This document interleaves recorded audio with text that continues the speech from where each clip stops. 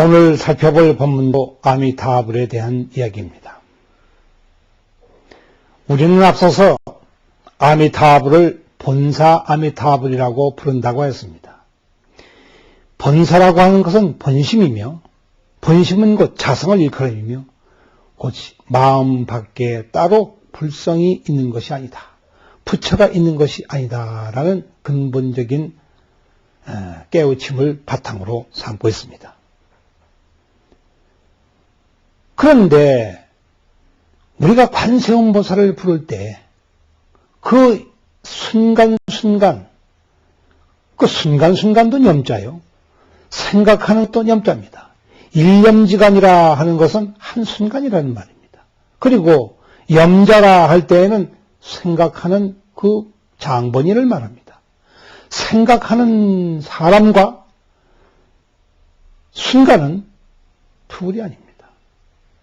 한순간 퍼뜩 우리가 번뇌를 벗어나서, 어떻게 해서 번뇌를 벗어났냐면 아미타불의 명호를 불러야 되겠다고 할 때에 이미 벗어났습니다.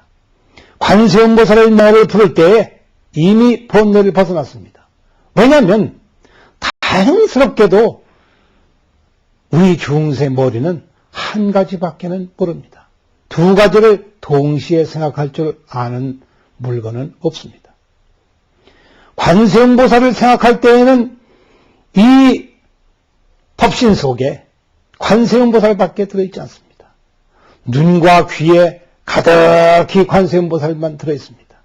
아미타불을 염하면 모든 번뇌와 세진은 다 어디로 갔는지 자취를 찾을 수가 없고, 자취를 찾을 수가 없을 때에 그 앞서서 있던 것들이 어디로 갔는지 우리는 전혀 아지를 못합니다. 그러나 분명한 것은 지금 현재 내가 입으로 부르는 아미타불 관세음보살은 바로 이 자리에 내 몸에 꽉 원만하게 들어와 있습니다.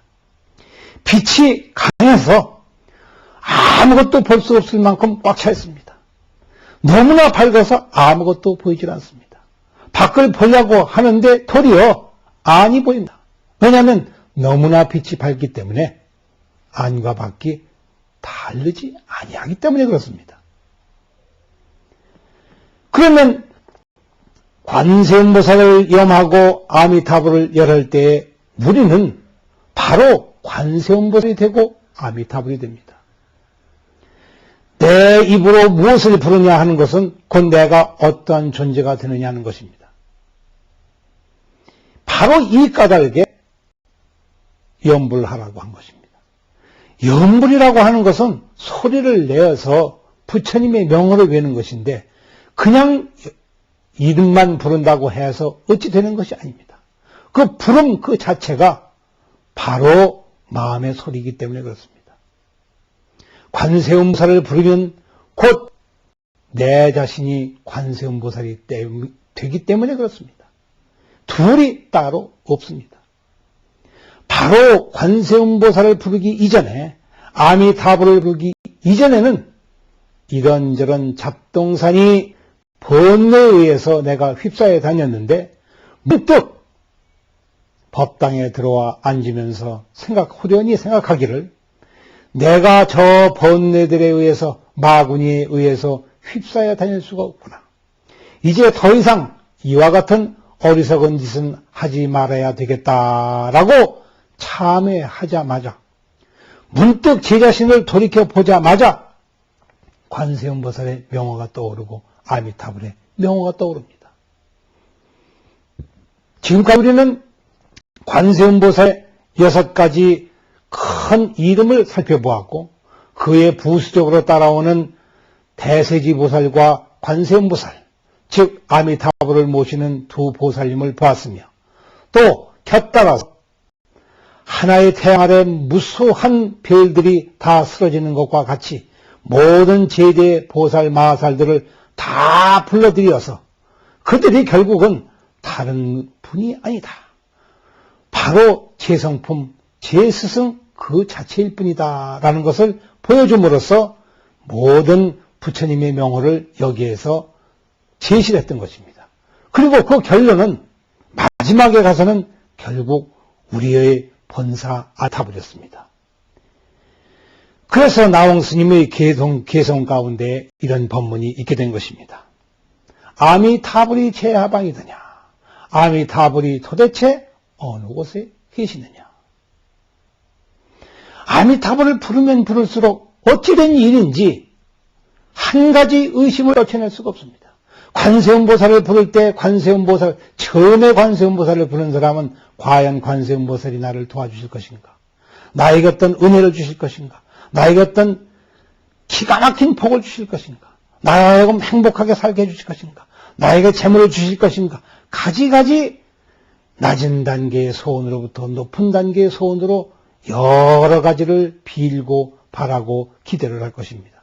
그러나 이것이 무르익어서 관세음보살이 이제는 입에서만 뱅뱅 도는 것이 아니라 나와 함께 밥을 먹고 나와 함께 잠을 자며 나와 함께 생각하고 나와 함께 같이 보며 나와 더불어서 듣게 될 때에 이때는 그러한 의심들이 없어지고 호련히 아주 깊고도 깊은 의심이 튀쳐나오게 됩니다.